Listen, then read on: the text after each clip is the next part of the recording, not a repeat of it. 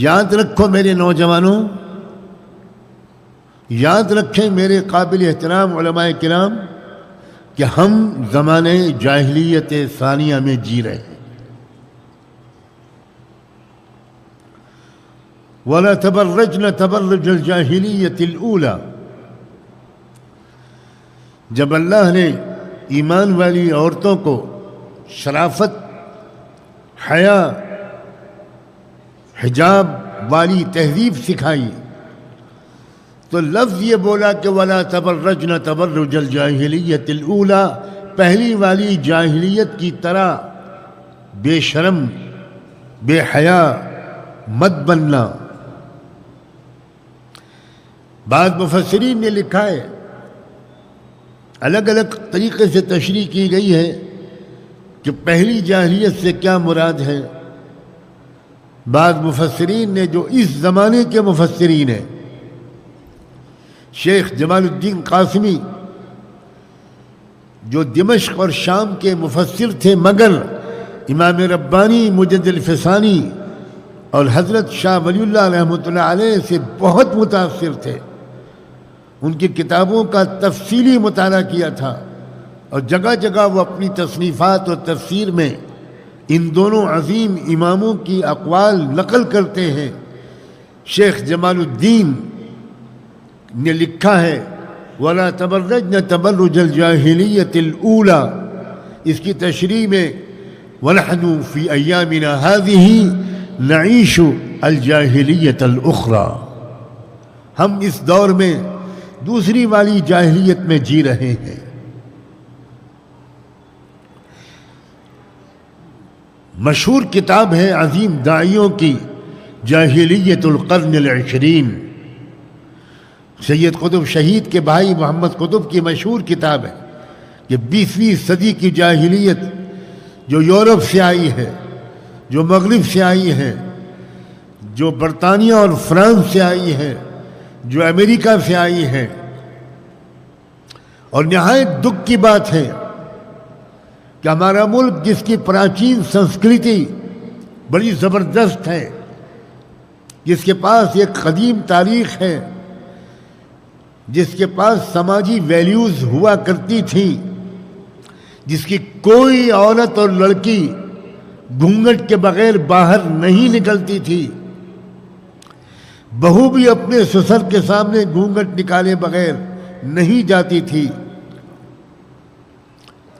اس ملک نے سیاسی آزادی لوگوں کے کہنے کے مطابق تو حاصل کی، مگر سیاسی آزادی کے ساتھ اسی ملک نے، یعنی ہمارے وطن نے، فکری اور تہذیبی غلامی قبول کر لی۔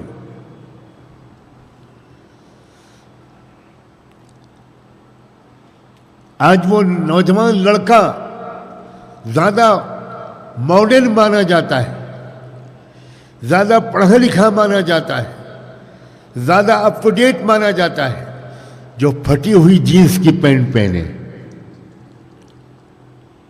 میری سمجھ میں آج تک نہیں آیا، شاید بھوپال والے مجھے سمجھانے میں کامیاب ہوں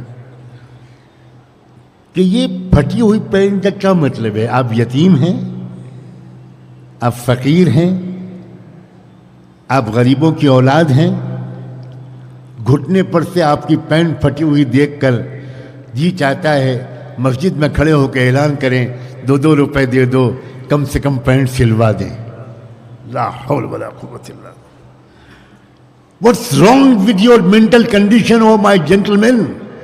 کیا ہوا ہے تم کو؟ اور سنو نوجوانوں، میں آج چھوڑوں گا نہیں تم کو۔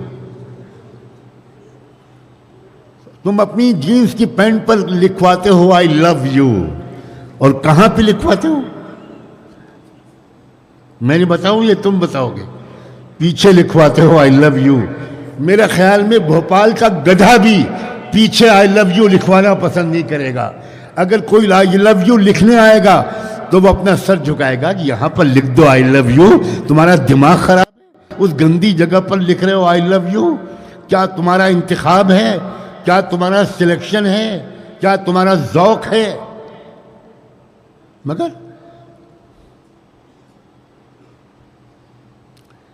ایک نوجوان آج میرے سامنے نوجوان زیادہ بیٹھے ہیں، یا مجھ سے راضی ہو کر جائیں گے یا ناراض ہو کر، مگر دائیں بائیں مضبوط لوگ بیٹھے ہیں، قاضی مفتی یہ بچا لیں گے۔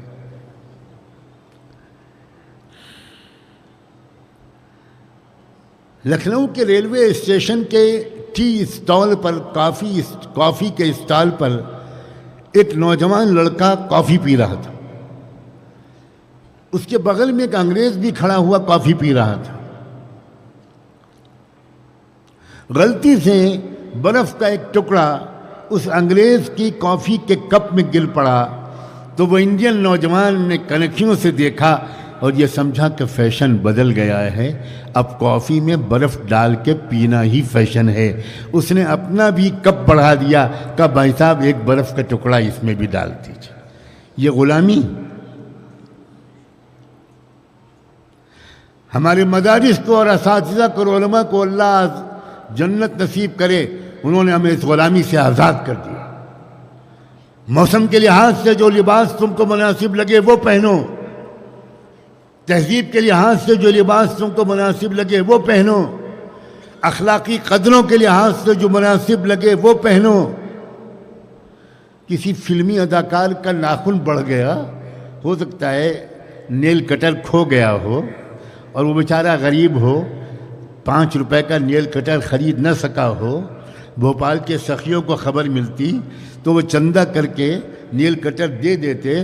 جب ناخن بڑھا ہوا دیکھا کسی فلم میں نوجوانوں نے تو انہوں نے بھی اپنا ناخن بڑھا لیا۔ یہ کیا غلامی ہے؟ یہ غلامیاں ہیں جن سے آزادی دلانے آئے تھے محمد الرسول اللہ۔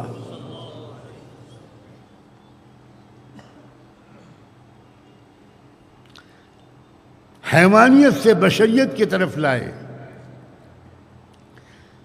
جانوروں کی زندگی کو اٹھا کر اس معاشرے کو جہاں واقعی جانور بھی انسان سے شرما جائیں، کبھی کوئی جانور اپنی ماں کے ساتھ بدتمیزی نہیں کرتا،